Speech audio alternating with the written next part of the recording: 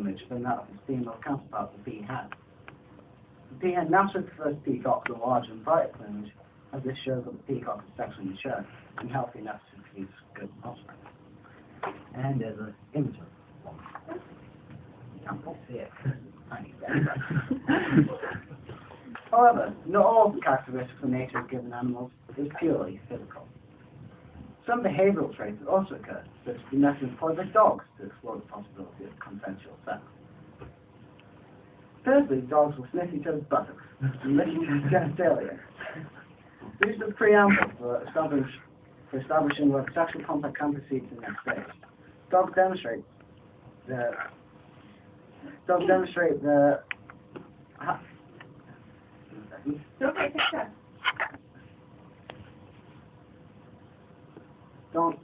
Dogs demonstrate the reciprocal of this by positive behaviors such as raise or wagging tail, and not ripping out the throat of the other dog. The next stage is that the dogs will lick each other's genitalia, partly to check whether the other dog got the opposite sex, but also to see if the recipient dog's pheromones are indicating whether sexual intercourse is possible. And here's the image of what does happen occasionally.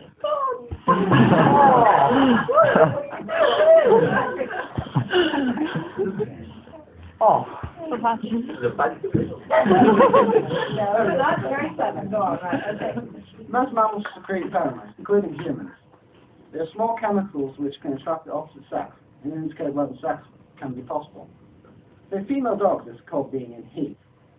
Incidentally, we humans also secrete pheromones to attract the desired sexual partner. However, this is not an excuse for many of you in the audience to stop using deodorants, because they will not take the possibility of sex.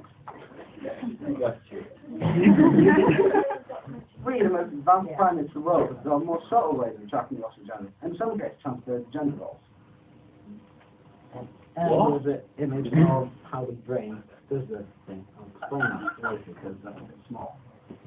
An example of these more subtle ways of sexually attracting the opposite sex is the makeup or wall paint that teenage girls often wear.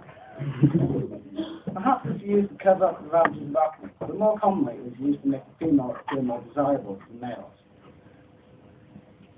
In addition, females often generally have plumage, such as the same way that describes the peacock's plumage, their hair.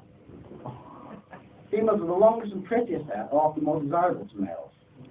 Females even try to emphasize the length of their hair by running their hands through their hair as they are talking to a male. This gives a subconscious message to the male that the female is interested. Not always true, but anyway. And there's those images of makeup use. Some are actually very scary. Another form of sexual attraction for the female is the clothing. As a general rule of thumb, the female who is most comfortable wearing tight-fitting clothing that displays and reveals the size of the chest is often more desirable to males, especially if they wear brightly coloured clothing whenever possible too. Chest size, incidentally, is often an indicator to males of how much milk a female drinks to produce if she has offspring in the future.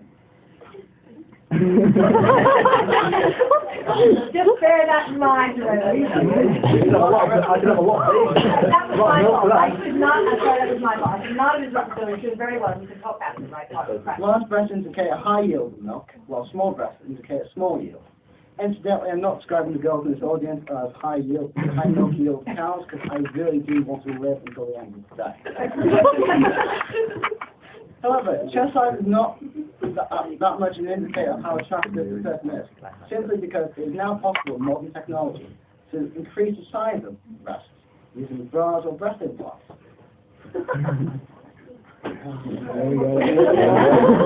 So where are you going with this?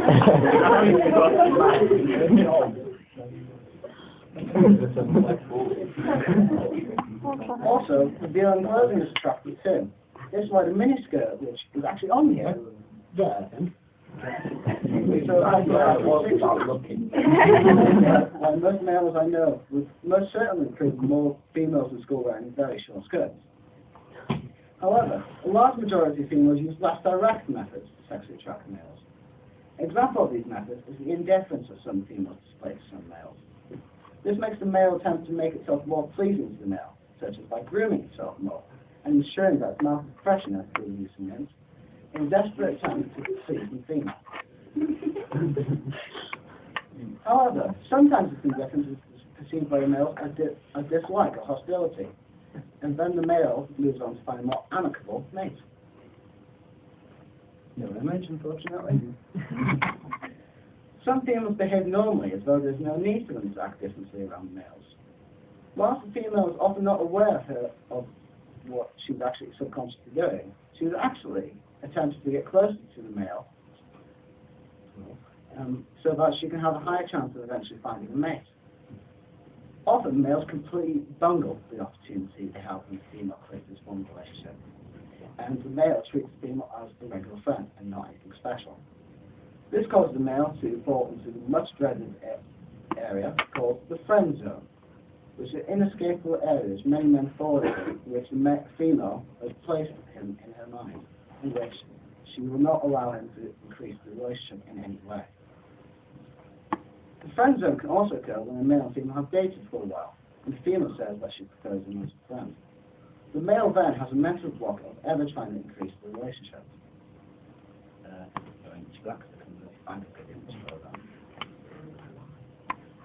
Sometimes the male is placed in the zone unintentionally by the female, because sometimes the female does not perceive his motions, and also, occasionally, accidentally makes fun of his advances.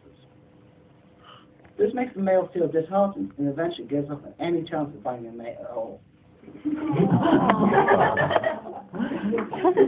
Males also use various methods of sexual attraction to attract the opposite gender. A prime example of this is the male that wears the entire contents of the sporting section of JJB. Sheath, jewelry, and piercing and make him seem more desirable. The sports gear makes them seem as though he keeps himself in good condition, and therefore will be able to defend the female from any threats that occur in the future. Of course, this is completely false. Images for that. Images of a child.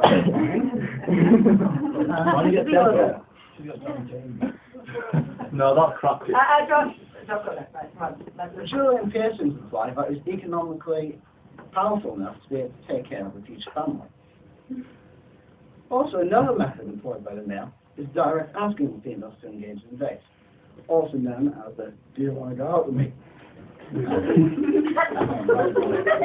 While seen as a crude and repulsive form of asking a female out by most females and males, some males and females do prefer this method, often because it is the most energy efficient and least intelligent way. However, there are some positive bonuses to this form of asking someone out. Although the only one which I was able to come up with was because this shows me bravery, as most females prefer the males to be brave, truthful, honest, or whatever, because this method shows us. In addition, there's the regular male, who does not have a clue how to attract the opposite sex in any way, let alone sexually. This type of male is most likely to enter a state of depression and avoid getting a mate if they fail at any point. And this type of male does not have the flashy hair, clothes, or confidence that other males have. Sometimes the male completely gives up and eventually dies a virgin. However, at the age of 25 through 50, the male often picks up on the fact that he will die a virgin and tries to get back into the dating scene. This often creates a hilarious effect, as most of the audience will know if they have watched the highly destructive movie The 40-Year-Old Virgin. A little advert for that.